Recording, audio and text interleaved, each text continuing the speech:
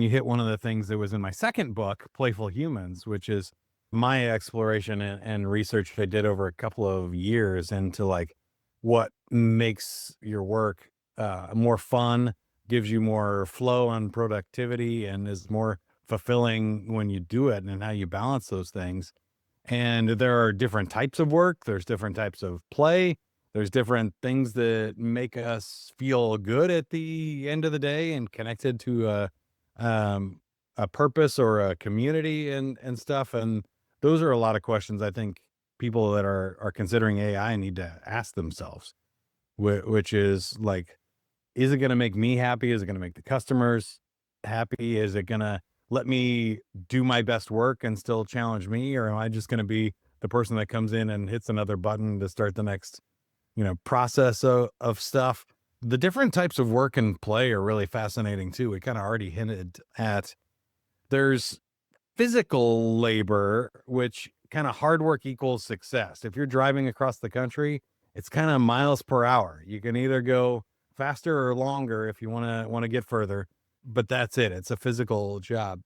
Most of us these days work in intellectual jobs where it's not actually hard work, but we get diminishing returns. If you're a computer programmer and an accountant, studies have shown that the more you work, the slower you go. Your brain starts to slow down and you get brain fog or you need sleep. And so if you work more than 60 hours a week for more than 6 weeks in a row, you slow down and produce less than if you had just worked 40 hours a week the whole time.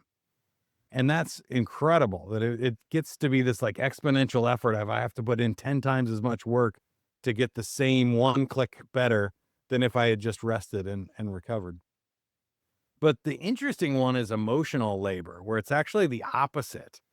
So the harder you try to make somebody love you, the less likely they are to fall in love with you. The harder you try to sell somebody, the less likely they are to buy. And same thing with creativity and other things. If you're like, all right, quick, I need a great idea for this marketing campaign or you're fired. You have 30 seconds. That's the worst way to get a great marketing idea.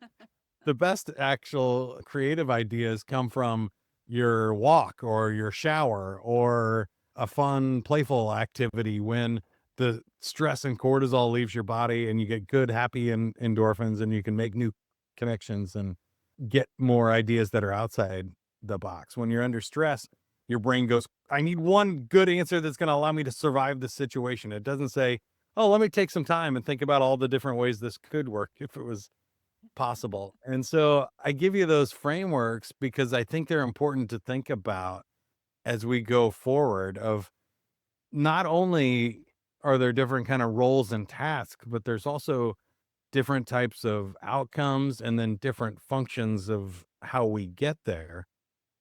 And Yeah. so these are really fascinating questions that I don't think have a right answer. And it's a cool spectrum that we can explore. And so I think my next book is going to be combining the two, the one from LinkedIn and the Playful Humans, and talk about what internet marketing and marketing itself looks like going forward in a way that's a human first approach that gives everybody more happiness, gets the optimized outcomes we're looking for, and not just pushing for the number go up metrics that stresses everybody out.